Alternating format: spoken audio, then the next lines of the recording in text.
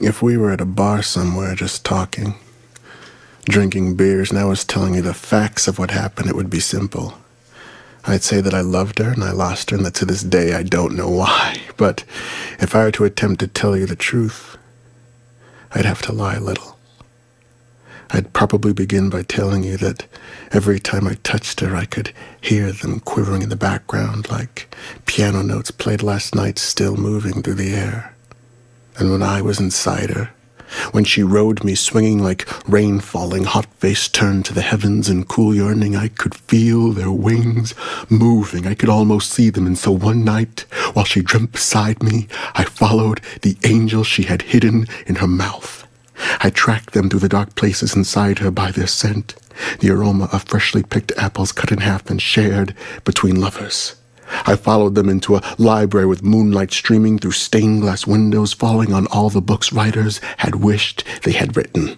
Not the half-remembered dreams that survived the desert crossing between mind and pen only to fall dead on the page, but the tale that was told the moment the epiphany that gave birth to them was born. And I reached for that first book, feeling the weight and the texture of its leather bindings in my hands when I saw the tufts of their feathers floating through the air. So close was their passage, and so I followed them until I came to a walled garden filled with flowers that never existed, blood orchids, plutonian soul traps filled with the fantasies of the unfulfilled, Abyssinian nightshade that only bloomed on moonless nights, and calipigian violets that let loose its pollen only when the moon was full, and all of their scents rose and mingled in the air in this scent that was like the smell of milk on your mother's breast when that was all that could satisfy you. This scent that was like chasing a black thought in a dark room at midnight, blindfolded, drunk, joyous, and deaf. This scent.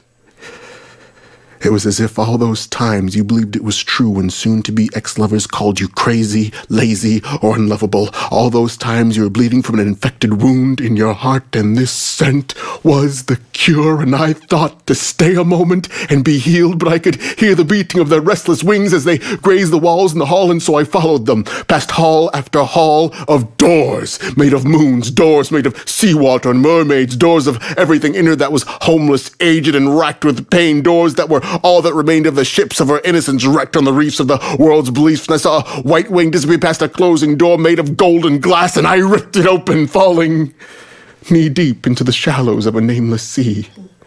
And I watched the angels fly into the sun till I was blind. And even before I heard the soft click of the door behind, I knew that every single book in that library was for someone else to read. Every single flower in that garden for someone else to savor. Every single door in that house, except for the exit, for someone else to open. I had been dreaming of her again. And my only consolation as I struggled to wake was, unlike Lucifer dreaming of heaven, I would not remember this dream when I woke. And that